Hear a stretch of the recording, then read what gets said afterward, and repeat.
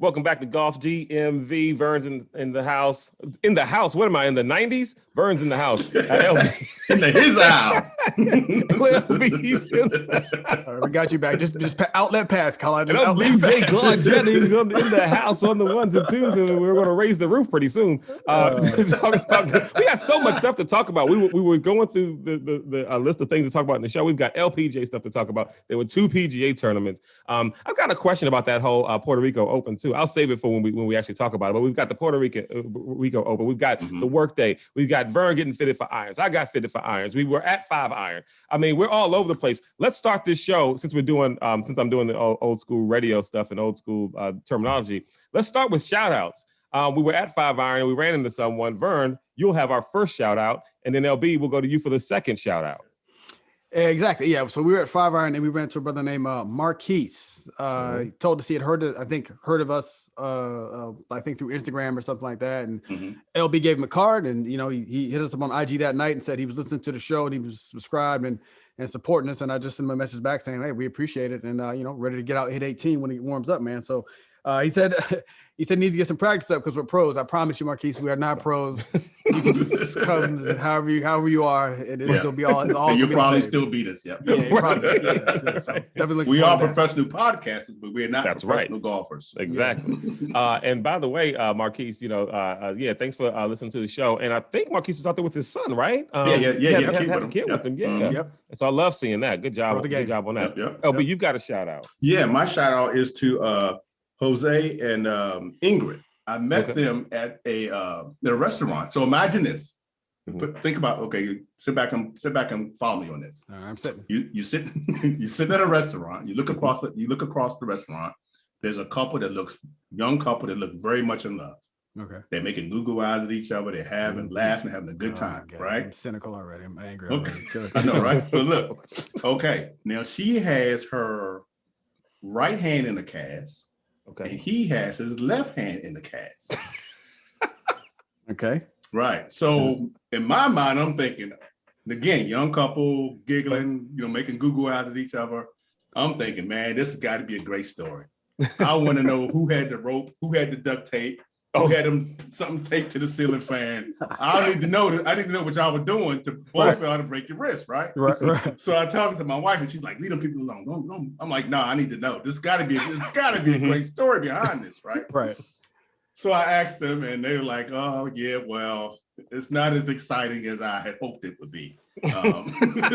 So good. Let's share it with the listener. Yeah. So Ingrid broke her wrist. They were just doing the snow and the ice and stuff. She had walked out of the basement door or whatever, and she slipped on the ice and fell. And broke her wrist.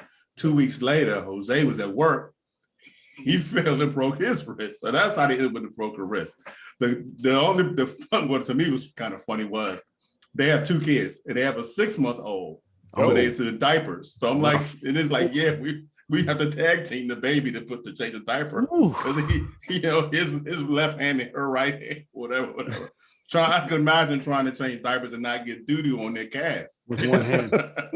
Yeah, that's rough. Yeah, really nice couple. It was good, really nice meeting. I told them I would shout them out, but I was really looking forward to a really good story. That's something I could, try myself. But well, we're glad you brought what you brought. We appreciate it. Yes. And that was Jose and Ingrid. Ingrid. Get well soon, guys. Get those lists together. And okay, so I'm done. They were having a good time. Lots of stuff to talk about. So I guess since the last time we did a show, that was pre-Tiger's car accident, wasn't it? We didn't because I think it was literally Tuesday morning. So the show had dropped that day, but we recorded on the Monday night. I mean, by now everybody knows about it and stuff like that. I mean, we talked about it during the week and how we feel about it, and it's fine. Everybody wore red on Sunday, for the most part. Okay, that's cool. And no one. We're glad that he's alive. I mean, obviously, you know what I mean. That was a serious car accident. We got to see his recovery and whether he makes it back or not. We'll see. But meanwhile. Yeah, at the WGC workday on Sunday, everybody's wearing red. Colin Morikawa, he's racking up some wins early in his career. He wins another one. I like this guy. What do you guys think about Colin? And I watched a little bit of the workday. I didn't watch a ton of it. What did you guys think about the tournament in general? So I saw some of the round, like the tail end of the last round. So I didn't see a ton, but after he won, and I bet against him, and I shouldn't have, because if I had been following my own advice, for those who listen and for those who don't, last week we talked about the stats that affect your game the most, and what I said was it's strokes gained approach, non-tee shots outside of 50 yards from the green. So basically second shots. Who's the leader in that category in the PGA right now? Colin Morikawa. Colin Morikawa. I just happened to look it up today, and I was like, how did I not look this stat up immediately? Right. And for those who did watch, and so I did watch some highlights, Claude, and I noticed that concession, there's a nickname called concussion on the PGA Tour because it's so rough. The long bomb, it seems to like sort of doesn't play well for the bombers where you're just gonna like smash it down there, drive it up. No, and this is why Colin. It's no coincidence, I should say, that Colin, great iron player, Webb Simpson, Horschel, some of these guys were at the top of the leaderboard. And even Roy was up there too, but at the top of the leaderboard at the end of the day. So that was definitely a striker's course where you got to land and hold greens, and your approach shots have to be money. His was, and he won. So I do, and I'm with you, Claude, too. I like Colin. He's real smooth. Yeah. I was curious if he was going to fall back. I wasn't sure. I don't know, if he was going to slide back or not, but I got a little rocky there, I think, at the beginning of round 4, and then he just sewed it up and just, Yeah, he kind of has what it takes. He's got some really good wins early in his career, so he's shown that he can close some stuff out, but he's a great player. LB. Yeah, I same as you all. I mean, we had it on at 5 iron, so we got to see a little bit of it as we were hitting balls there. I watched most of it on Thursday and Friday's round. I too, I like Colin as well. I didn't see it live, but I did go back and listen to the speech he gave. Well, I guess we won't call it a speech, but when they were interviewing him after the round, when he thanked Tiger, that was pretty cool. And it impressed me for the fact that, one, just how cool he was in the interview and very sincere, and that was just off the cuff, and it came out as a really good thank you for Tiger and to the golf world and all that stuff, the thing that Tiger has brought to the game. And actually, as much as everybody knows, I like Tiger. I think he's a great golfer. As a person, I don't think of much of him. But the game of golf owes everybody who's playing golf today that's not on the senior tour, and even some of those guys on the senior tour owe Tiger a debt. They owe those jets and those race cars they got and those mansions to Tiger because he's the one who made that sport a $1 billion industry, because it wasn't before Tiger. Right. So they all owe him a debt of gratitude for that. As far as the course itself, I was rooting for Brooks. He didn't do too much on Sunday. I think he was -2 on Sunday. What is wrong with his neck anyway? Does anybody? I didn't look that up. He keeps walking and doing like I do all the time. Cracking his neck. After the 3rd round, he was just complaining of pain. He didn't say specifically, just complaining of pain, stiffness, and stuff like that. Okay. Yeah. Top 10 Tony this time actually was tied, or he was finished 14th this time, so he didn't make it to the top 10. Didn't live up to his name. Yeah. But it was a good tournament. I'm a little concerned too about JT. Especially, I think it's been a couple of weeks now, 2 or 3 tournaments since his grandfather passed, right? And I know they were, he was really close. And even before that, I think he wasn't really doing much. But since then, he hasn't done anything. I hope that he can get emotionally straight again to get back up there, because I do like that JT. Hard, apparently they were really close. I mean, you got his grandfather's father and himself, all that generational thing. They were really close. Yeah. So I hoping he can get his stuff together and get back up there. That's pretty much all I have for that. Cool. Let's jump to the Manny Millions then with this tournament. Puerto Rico now. So we go to the Puerto Rican Open. Okay. You want to go Puerto Rico Open? Yeah, that's what I did the Manny Millions for the Puerto for that Rico, one. Okay, cool. So they didn't have a cut line for the right. WGC events don't have a cut. So here's the thing about the Puerto Rico Open. I was wondering, so there were some names in the field that you would see at other events. And so I'm just wondering, if you're not a part of the WGC, would you want to play at one of these off? I want to say off-brand tournaments, but like one that's going on at the same time, but you're not in the field with like the big dogs. Like, of course you would want to, because you're going to get money if you win. But suppose you're a guy like if you're Ricky Fowler or someone else who wasn't at the, like, would you want to do that at the risk of maybe even missing that cut? And like, well, dang, I didn't even make like, what would you know what I mean? Like would you bypass that, or would you just go in there and it just kind of is what it is? Well, I think most of the guys that, if you look at the field, I mean, most of the people that were in the Puerto Rican Open are, we use this phrase, or at least I use it a lot, and probably it's not, it's accurate, yeah. I call them the B League. Oh, you know what I mean? So, yeah. I mean, Brandon Grace, while he's in the PGA Tour, he's won a few events on the PGA Tour, but he's not a household name. Right. You know, he's not, when you say PGA, Brandon Grace name doesn't pop in your head.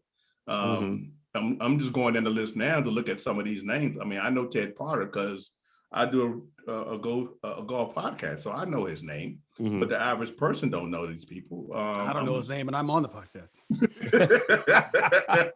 I'm just going down the list to see any Aaron Bradley. Those. You know what I'm saying? So these are the B League. I mean, I might skip Claude. So what I might Lucas do if I'm one of those, if I'm one of those guys, Claude, I might look at who's. I'm doing the thing we talked about. I'm looking at who's in the WGC. I was like, oh damn, Brooks, Bryson, but I get like 3 names deep. I'm like, I'm cool. Who's on the Puerto Rico? Oh, Jimmy Biscuits. Cool, man. I'm in. So you would play it. You would play it. Oh yeah, I got to. If I can't make the cut against Jimmy Biscuits, I mean, what am I putting in the right. You know what I'm saying? Exactly. Ray Ron. Exactly. Yeah. And it's in Puerto Rico, like I said. You know, right. It's some sunshine and some beach weather. I don't even know who won. Who won this event? Brandon Grace won. He won at -19. $540,000. So that tells you right there it's the B League. Because the WGC, I actually know what it was. I know it was over $1 million because every PGA tournament is over $1 million. This one is $540,000 for the winner. Right. Lucas Glover, our friend, Mr. Left Hand Don't Hit Me No More, tied for T 39th at -6. He won $10,962. Our friend, Mr. $60 Tommy Two Gloves Gainey. Just off of a win, right? No, he had the first round lead. He shot 65 on the first day. No, I mean last week or 2 weeks ago. Didn't he get a paycheck not too long ago? 200 and some. Did he? I think he did. Didn't he? Let me go back to my notes because I think I have it here pretty close. Because we were trying to divide it by 60. No, he came in. He was T47 for that tournament. That was in the Corn Ferry Southern Coast Classic. Yeah, He won close about the same amount of money this week. So he shot 65 on the first day. Then he went 76, 74, 73 to finish even, and he won $6,150. So that's one of those situations. He's counting his blowjobs before he won the tournament, and then he ended up losing. So there you go. John. So we'll go to Manny Millions. Mr. John Sinden. Ever heard of him? No, obviously not. No. Yeah, me neither. Exactly. He finished at +3. He won $5,850. He's 6'4", 200 pounds, 49 years old. Long in the tooth. From Brisbane, Queensland, Australia. He's married, got 1 kid.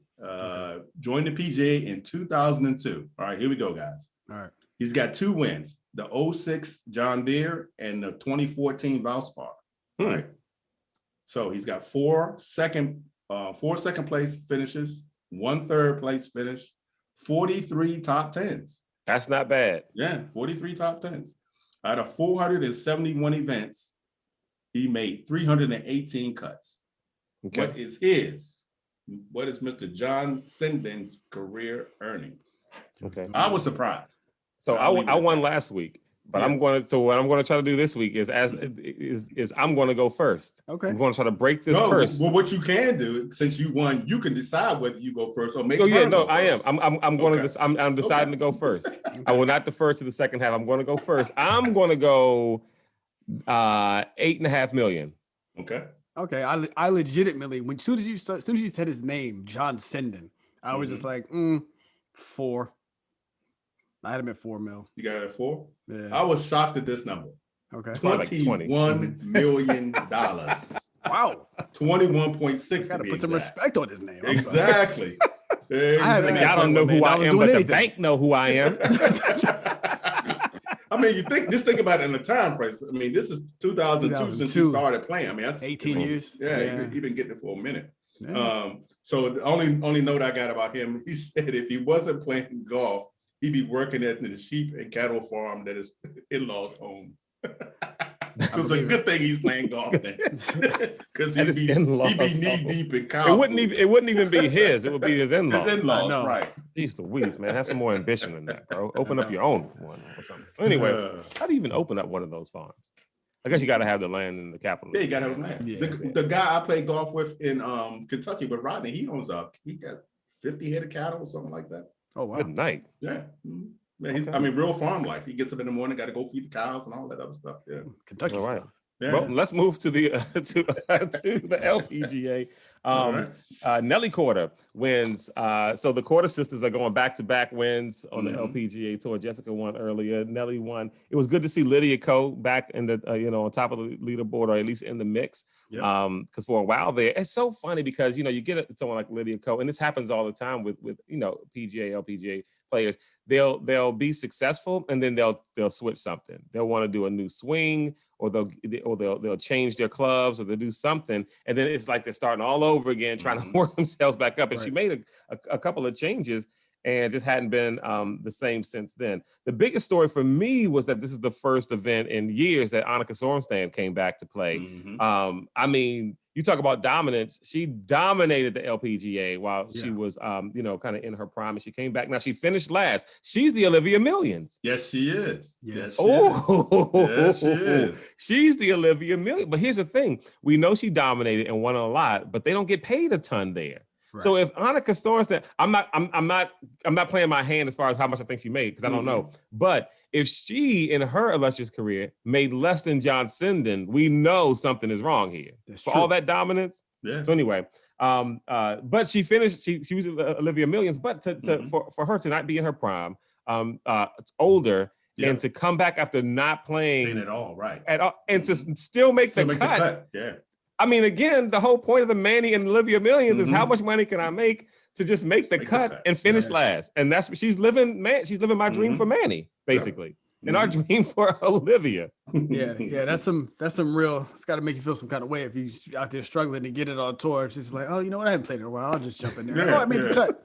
Right, because she even said she had planned on taking her daughter to dance practice or something, whatever. And she said, "Yeah, I'm gonna have to call somebody, have somebody take my daughter to practice now, because I'm gonna be here over the weekend." Yeah, apparently her son had a birthday party on Sunday. He had to go to for Henrik Stenson's son. Really? They're all from I think they're all. So he had to. But anyway, didn't you guys watch it? I watched a lot of this one. I didn't find it honestly, because it was, I don't know, the final round. I don't think it was on television. It was on TV, which was wow. That's part. That's part of the money problem right there. Right. Yeah, I did see a little bit of it, but it was a rebroadcast. Or I think it was Saturday night, or maybe been Saturday night before the fight came on, because I was bored. So I watched a little bit of that.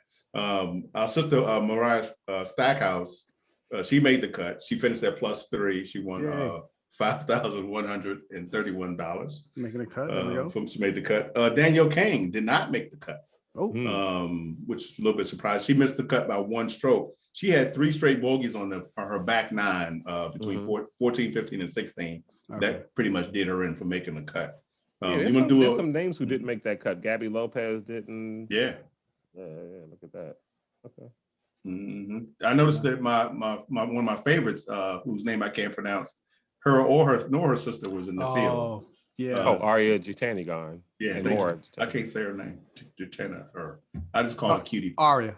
There we go. Yeah. Is that the right one though?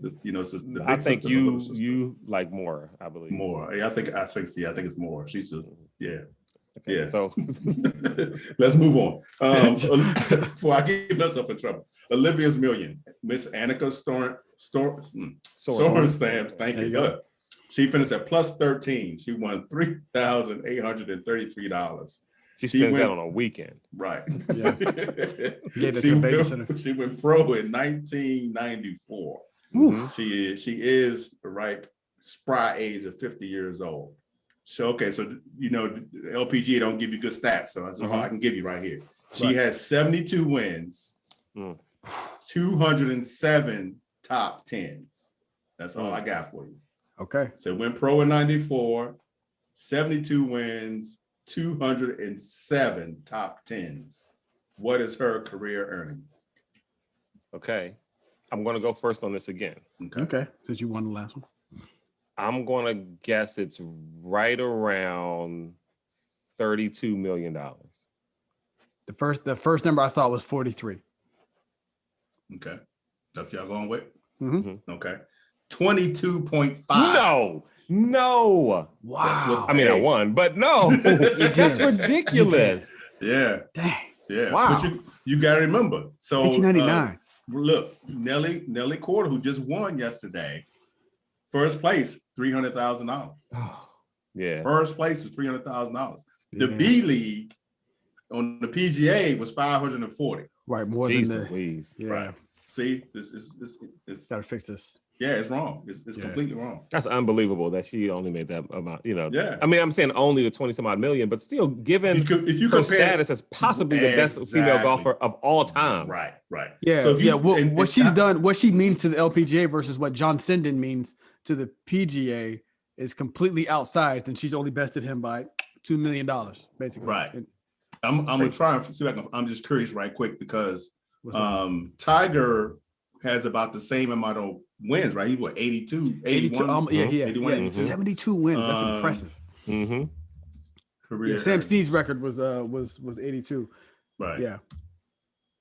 You got it? Go ahead. No. I was just gonna filibuster and tell everybody we got a round coming up. We got a round coming up Wednesday. First one of 2021. Yes. Links at Chaladon. The links at Chaladon. Yeah. So it says this doesn't give us this little blurb thing, but it says add that to the more than 120 million he's made on the course. Okay. Wow. Okay. Right. So there you go. 22 versus almost $100 million. $100 million more. That is insane. Yeah. Gotta fix it. So let's jump to the iron fittings. Yeah, I guess I'll go first. So I ended up going to my guy John Ross at Golf Tech, and the one in Rockville. We get out there and he says, "Okay, just warm up a little bit. Let me just check out your swing. We'll get going." So before you go too far further, tell me about the environment. Is it a like a simulator type thing? What do you got, a net? What it's like in it? Oh yeah. Got this. Yeah, so it's the simulator, but basically, so it's the net with the screen in front of you, all this technology above you, in front of you, behind you, and also now they switched up. I think what they did, they used to strap you with all this stuff, but they don't do that anymore. They've got some new technology now, and it checks all and all the numbers and angles of the club when it comes down. Way too tech for me to understand. A lot of colors and buttons and stuff looks really, really high tech. And so we're in there, and so I'm swinging. Now, remember, we talked about this the last time we went to 5 Iron, how everything I'm doing is hooking right now. As a lefty, it's hooking right. And that's not my miss. It hasn't been my miss. And and I was telling him about that. And true to form, it was doing the same thing. But he showed me a video when I first got there versus what I was doing now. And he was like, it's night and day. So he said the difference right now is that I'm still coming out to in, but I'm no longer. But my club face isn't open anymore. He was like, he said it's pretty much like slightly closed, maybe square. And so what I've got to do, he said, I can fix that. He said, that's going to be an easy fix. This is easier than the first fix that I had to do on you. And so that encouraged me. But so we're swinging, I'm just, hooking. And then we did a couple tweaks and we got a sort of straight, kind of, but still going left, but hooking right. But the cool thing is, we were starting to work a little draw and stuff like that. But anyway, we're doing that, and so he brings in a couple of club heads and a couple of shafts, and so he's like, all right, let's work on some different things. And I'm sitting there watching him switch out shafts, and then this head and that head and this and that, and it's all based on the numbers that he sees on the screen. He's like, all right, well, this one will probably work better with that, and so he's going through this stuff, and I'm telling you, I cannot even articulate to you guys like what he said from a technical standpoint because I don't understand any of it. I don't understand any. I mean, Vern knows it to a T, and well, this and the spin rate and that and the attack angle and stuff. I'm just looking at numbers. He's like, well, this number should be closer to 4, and this number needs to be, and I'm like, Give me a club, dude. I don't know. I don't know what it means. And I'm just taking his word. I mean, literally, I'm the guy that could go to Golf Tech or anywhere else, and these people could literally scam me and just take my money because I believe whatever he says because I don't know. Right. I don't know anything. And like so I'm literally just trusting him with this investment in these clubs. And he could literally say, yeah, here's one. This is going to work. And take the money. And I'm still like trash.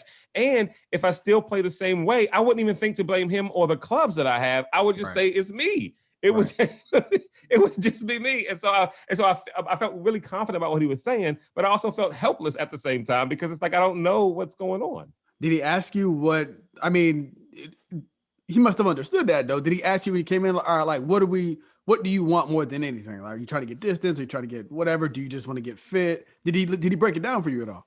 Yeah. So I mean, he knew it was a fitting. He already, again, we already did a series of lessons together. So he was kind of already familiar with how I hit and what's going on. So, so he wasn't like walking into it blindly. You know what I mean? Well, I mean, did he state what the objective was with the fitting though? Was he like, all right, based on your swing, I want to get like a lighter shaft or, you know? Yeah. Okay. We wanted to try to work out distance a little bit. So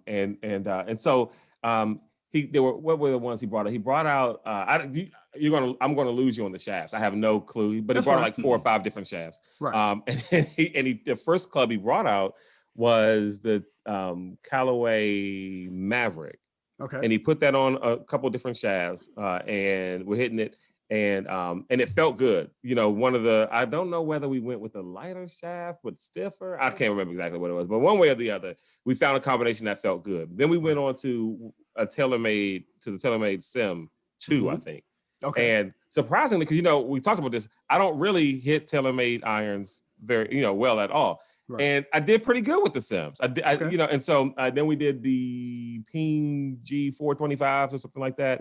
And and that it was interesting because he said just do the same swing and you're going to notice he's going to launch a lot higher because they had more forgiveness and stuff like that. But the clubs were lofted high and I swung fine with them, but wasn't getting any distance because it was just kind of going high.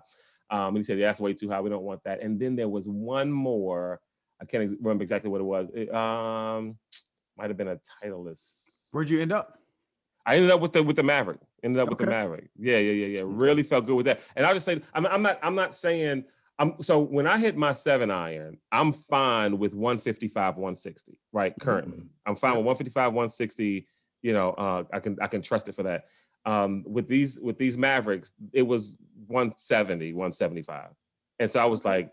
Yeah, I was feeling really. Now again, I also don't trust simulators. I don't think I'm hooking them as far as these things say. So I'm probably still hitting the 7 the same distance. I don't trust the simulators, but I'm looking forward to it. And so we ordered them. There's something with a shaft that's got something on back order, but we'll see how it works out. And so the next thing is the driver fitting for me. Yeah, when is that? Oh, I don't know yet. Oh, okay. I didn't schedule it. Yet to be scheduled. We only spend so much of the time. Here's what's funny. LB was saying, because LB was that same day. He was like, "Hey, because it was nice outside." And it was kind of ironic because it was that Wednesday when it was sunny, like 60 degrees, and I'm indoors, doing it. But anyway, he was like, LB was like, "Hey, I'm about to go to the driving range." And I'm like, "I'm at Golf Tech, about to get a fitting." And it's like, but I didn't tell you guys, like sneaking around trying to get new clubs to try to improve. Just without telling anybody. Like that, Claude gained about 10 yards. Yeah, how did that happen? Right. Yeah. So I'm going to cover my fitting experience. I'm going to try to do it from the perspective though, because I'm new. I've never been fitted for anything. And so for those listening, I want to do it like from your perspective, right? If you've never been fitted, or maybe you've been fitted once. So where I was before it started, I was not a fitting zealot. I was kind of neutral. There are people you would always hear, and you need to get fit. You need to get fit. In my mind, fitting was for better players. In my mind, fitting would be like if you had a decent impact condition, like you had a nice descending blow, and maybe you were a 10, 11 down through the single digits. Cool, you go get fit for your irons and help dial your game up some more. If you're shooting mid 90s, 95, it doesn't matter. Complete horseshit. Completely wrong. I was wrong on that. So I go to see the golf doctor to get fit for stuff. And hold on. The overarching message here is do go get fit. I am now a fitting zealot. LB, I texted LB before the show. I said, you're going to get my old irons because I did get some myself. Nice. Don't even swing them. Don't game them. Don't even game them until you go get the shafts taken care of. I walked into the Golf Doctors, the gentleman down in K Street. He did an interview with Beltway Golfer, our friend. Go check it out. I get in there. This guy's been fitting for like 24 years now. So I get in there and I'm warming up. He's not even looking at the results. I'm just hitting a 7-iron warming up. Side note, Claude, why did we hit 7-iron? I asked him. I wanted to know because he's been doing it for 24 years. He said, we try to go to the middle club in the bag. He said back in the day when it was, I think, a 2 or 3 iron, it used to be 5-iron. 5-iron used to be the middle club, but now nobody carries those anymore. So it moved down to a 7. 7 is like a 0, good place to start from. Just a side note. So I'm in there warming up. And he's not even looking at the shots. And he's just looking. He's like looking through my bag, like nobody can see me. But if you imagine somebody just looking at your bag while you're hitting, and he immediately, like maybe 5 shots in, he's like, "Oh, these clubs too long. These clubs too long for you." He's only seen me for like 5 minutes. He's not even looking at me hit the ball. I was like, "Really?" I was like, "Oh yeah." He said he turned and looked at me. He kind of like scans me up and down. He's like, "Hey, you got like long arms, right?" I was like, "I mean, yeah, I do a little bit for my size." He's like, "Yeah, he's too long. It's already that's step 1." And then it just.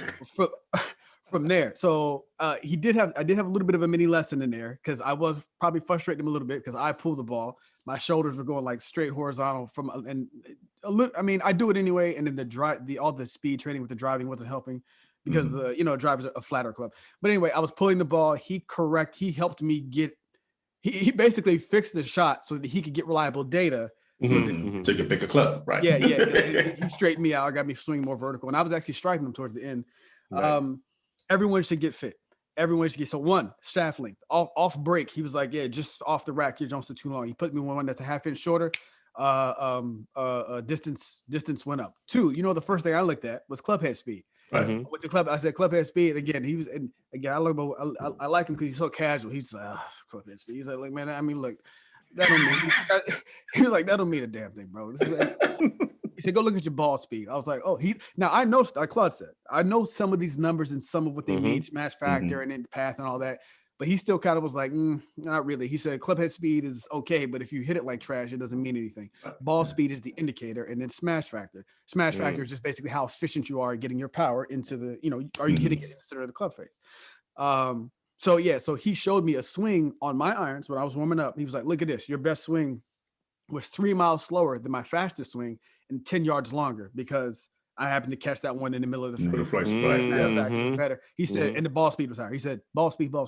He said, trust me. He said, swing speed is great. You need to get that up or whatever. But after that, you have to hit the center of the face or the rest of this is trash. It doesn't mean anything. So then he same thing, Claude. So for everybody knows what a fitting is like, right? It's a bunch of shafts and things like that. One of the things he did break down, and this is another reason, LB, again, take my clubs. Don't even swing them until you go get fit. I assumed, so what do we have for shaft for flex, right? Regular, stiff, extra stiff. I assume like most people, I would probably maybe a stiff, or even down to a regular. And he said, doesn't work like that. It's more like shoe sizes where he said, just think of like stiff, and then there's like stiff plus, and then there's like stiff plus plus, and then you get into like extra stiff light, like the bottom end of another zone. He said there's little gradations between all of these. He said the manufacturers have to, for selling purposes, they have to lump everybody into like bigger groups. Yeah. 1, 2, the extra stiff. He said the extra stiff is actually what used to be a traditional stiff, and he says a lot of that is marketing. They know they're marketing to men with egos, and they want to feel like, I'm big and strong. I need the extra strength. Now I was the opposite. I always figured that I probably needed a lighter or a less flexible iron. So he got me the length. I mean, he said length's wrong already in 5 minutes, maybe 20 minutes, and he was like, all right, yeah, your shafts. Your flex too flexible. We said we're gonna have to move you up. So I'm in like a light X, basically, like right at the top end or the bottom of the X or the top end of a stiff shaft. I got some Project X shafts, which are 6.5, and then he said, and you guys asked, would I be open to different heads? Glenn asked this question, brother-in-law, one of the golf homies. What if he fits you on like a shovel game improvement iron? My feelings are gonna be hurt, but be totally distraught. But I said I'm open. I said whatever gets me the best results, and we did, Claude. We moved all around. We had some bigger heads in there. We went to TaylorMade. And I wasn't even paying attention. I said just put it on there and let me hit. Just let me hit, and whatever you think is best. And it came down to a TaylorMade and a Mizuno. And there's another reason why I like the Golf Doctor, and LB, I might recommend him. Is he was like, yeah, these are pretty close. He said the Mizuno, though, you get more shaft options for free. Like you can switch out different shafts. Okay. They have a greater range of shafts that you can get without an upcharge. And he was like, and he's performed pretty closely. He said, hit him again. I hit him. He's like, man, we're going to go with the Mizuno on this one. Nice. Music to your ears, though, right? You were happy about that? A little bit, but you know what? I was more just like, after a while, I just started like really focusing on the numbers and the path and just like I do and everything else. And his lesson was low key pretty good too. Like, cause he had like at the end, I was like really, really striping it. If he did have to give me one little positive marker, he was, I don't know if impressed is the right word, but he said, he was like, oh, it's you've maintained your speed. My speed for the 7-iron was about 80, anywhere between 85 and like 89. He said, I maintained it for the whole 2-hour session. It was a 2-hour session. Oh, wow. That's long. Yeah. He said, that's impressive. He said, you maintained your speed through the time and with the heavier shafts. So, yeah. So, so the moral of the story, now I'm a fitting, just knowing that, LB, because now I think to myself, what are the odds that the shafts I'm going to give you are correct for you? Probably. Well, right. I noticed that the other day, yesterday at 5-iron, I put the Titleist and the Mizunos together. And I remember I was showing you, looking at the heads. Right. They are pretty much, as far as height, they are pretty much equal. Yeah. So, which means that I might be playing with 2 longer shafts anyway. I got fitted a long time ago, and I say long, I mean like 15 years ago. At least 15 years ago. And he did take my shafts down 1/2 inch. Yep. My irons, all my irons was cut down 1/2 inch, and he did the loft, the angles, the lie angles and stuff were adjusted with the clubs that I had. So I'm assuming that probably need to be done with whichever club I end up using between the Titleist and the Mizunos. Right. They will have to be done as well. Go ahead. I'm sorry. I was gonna say, I'm interested to hear LB's fitting story when he gets it, because the thing I liked about what the golf doctor said to you, Vern, and what John Ross did with me is that they didn't, because what I thought would happen sometimes is that and maybe people go through this, is that someone would fit them for clubs that will improve their results without actually improving their game, if that makes any sense. You know what I mean? Right. Yeah. But he fixed what he saw as far as you pulling the stuff. John was like, no, I know what this hook is going, but remember we was going out the slicing. You changed this. We're going to fix that to do this, but we're going to still, but we'll do the fitting. It's like they wasn't trying to give me clubs that were automatically closed and that, it's just so I could still do the same jacked up swing or jacked up thing, but the result would be okay and I'd be fine with it and thinking, you know what I mean? And so you mess around and take a lesson and then those clubs are invalid. And one of the things that he did say, which I thought was, and here's the thing, for those who don't know, I've seen people get fitted at the range and stuff where I'm at. It can be a little salesy, right? Sometimes this is why you need to find somebody you trust, where it's like, oh, move it out. They just get you hitting the ball nicely. It's like, cool, yeah, I think this is it for you. One of the things, again, that I like about the golf doctor, and John Ross may have been the same way, was he said up front, he was like, look, man, he said, I can only do so much with equipment.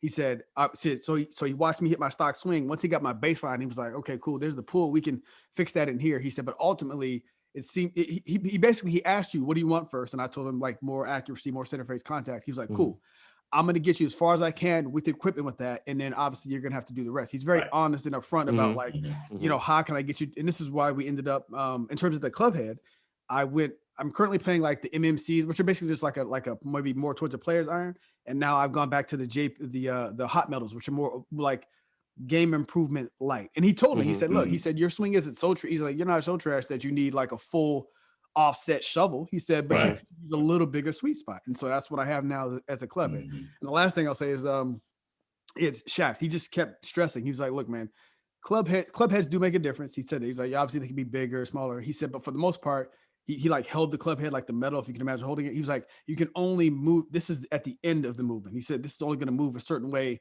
no matter what. He said the shaft, though, can respond. Your body and the shaft will be responding and reacting to each other throughout a round. And so we're trying to get the shaft that has the best characteristics for your swing. So even beyond length, LB, I would be interested if, like, you saw maybe, I keep talking about the golf doctor, but somebody who's legit, who saw your swing and was like, oh yeah, these are either too heavy or maybe too light. Maybe you need a heavier shaft based on what you're doing. So I didn't expect all of that, Claude. I didn't expect as much. I figured he'd be like, oh, okay, here's some swing speed stuff. Like you said, I'll open it a half an inch and we're done. Nah. But you feel really good afterwards, don't you? Like you feel like you got a real good diagnostic on your swing. You know what I mean?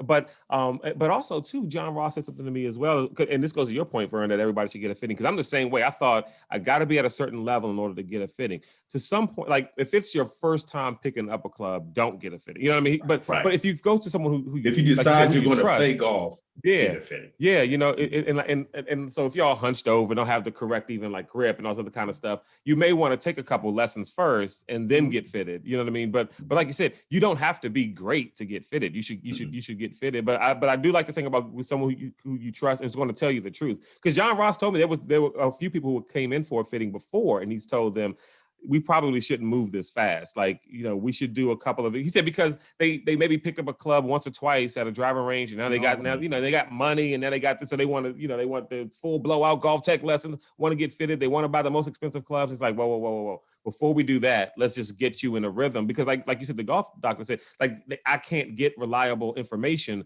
to even suggest to you what to get yet, because you know, you can't hit the ball. You're all hunched over, and you know, and your grip's all wrong, and we gotta start from basics. So it's good to hear the two testimonies, so you kind of, and especially for our listeners. So if you haven't gotten fitted, you can hear people that we feel have done a great job with fittings, and so you kind of can gauge that with your experience, and even ask some questions based on what you've heard us talk about. I even text Glenn. Like I said, Glenn is a good example. For those who don't know, his brother-in-law, he just started playing last year. Again, if you're 95, if you're like Claude said, you know, if you picked him up yesterday, you don't know if you're going to be in it, don't do it. But if you're maybe 6 months to a year in, like I have the bug and I want to play, and you might still be shooting in the hundreds, I would still say, just on him, me walking in and him being like, him just looking at I can't stress enough how blown I was. Like, this dude had his back to me. He was just like, oh, these clubs too long.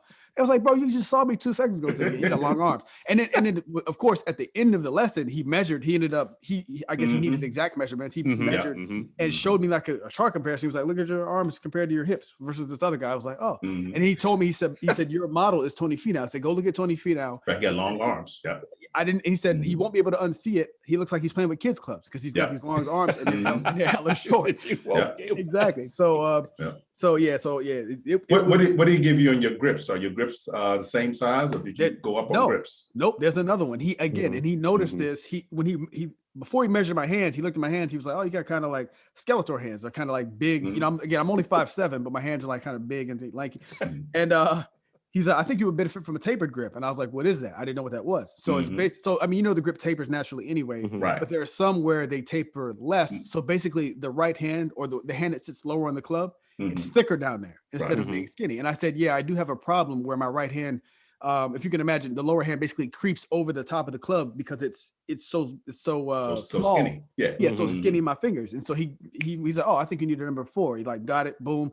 I was like, oh yeah, this is dope. He's like, yeah, it's gonna slow down your wrist rotation. It's gonna force you to rotate.